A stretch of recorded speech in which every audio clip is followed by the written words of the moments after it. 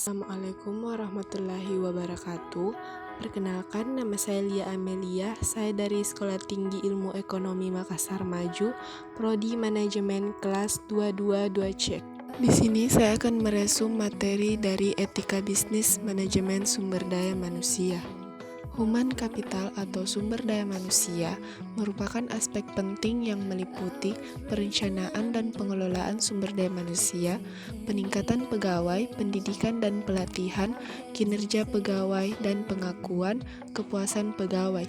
Manajemen sumber daya manusia adalah perkembangan dan pemanfaatan personil secara efektif dan efisien serta digunakan secara maksimal untuk mencapai tujuan individu, organisasi maupun perusahaan, menurut Ynet tahun 2008. Ruang lingkup manajemen sumber daya manusia. Ruang lingkup manajemen sumber daya manusia meliputi semua aktivitas yang berhubungan dengan sumber daya manusia dalam organisasi, bahwa all decisions which affect the four-phase concern the organization human resource management function. Aktivitas ini mencakup rancangan organisasi, staffing, sistem reward atau tunjangan, manajemen performasi, pengembangan pekerja dan organisasi, komunikasi dan hubungan masyarakat. Peran etika bisnis manajemen sumber daya manusia.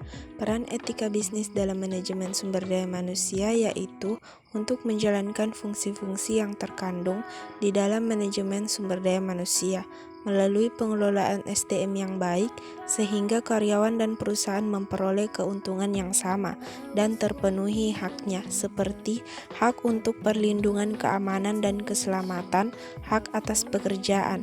Manfaat etika bisnis dalam manajemen SDM dapat mensejahterakan karyawan, melindungi hak-hak para karyawan, dapat memberikan keuntungan bagi perusahaan dalam mencapai suatu tujuan, tidak adanya penyalahgunaan di dalam pengelolaan SDM, tidak adanya KKN dalam perusahaan, mendapatkan tenaga kerja yang berkualitas dengan memperhatikan etika-etika bisnis. Permasalahan hukum dan etika bisnis dalam manajemen sumber daya manusia. Dalam bisnis juga harus ada hukum dan etika dalam pengolahannya. Di korporasi dikenal dengan kesetaraan kesempatan kerja, yaitu tidak adanya diskriminal dalam pengkaryaan berdasarkan ras, warna kulit, ataupun agama, jenis kelamin, serta asal-usul negara. Konsekuensi dari perilaku sumber daya yang tidak etis. Perilaku etis sangat penting dalam kesuksesan bisnis jangka panjang. Tetapi apabila yang timbul adalah perilaku yang tidak etis, maka akan berakibat yang tidak diinginkan dilihat dari perspektif mikro dan perspektif makro. Konsep etika bukan sekedar kode etik. Kode etik menetapkan aturan kehidupan organisasi, masuk tanggung jawab profesional, pengembangan profesional kepemimpinan yang etis, kejujuran dan keadilan. Implementasi konsep etika sumber daya manusia, manajemen sumber daya manusia. Konsep etika dapat diimplementasikan dalam bentuk pengawasan organisasi yang didasarkan pada sosialisasi aturan-aturan, memonitor perilaku dan disiplin karyawan, serta mempengaruhi perilaku pemberian hukum bagi yang melanggar etika.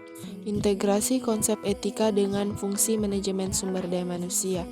Manajemen sumber daya manusia mempunyai peranan dalam mendukung dan memberikan inisiatif dalam melaksanakan konsep etika perusahaan, mempunyai tugas dalam mengontrol fungsi-fungsi organisasi.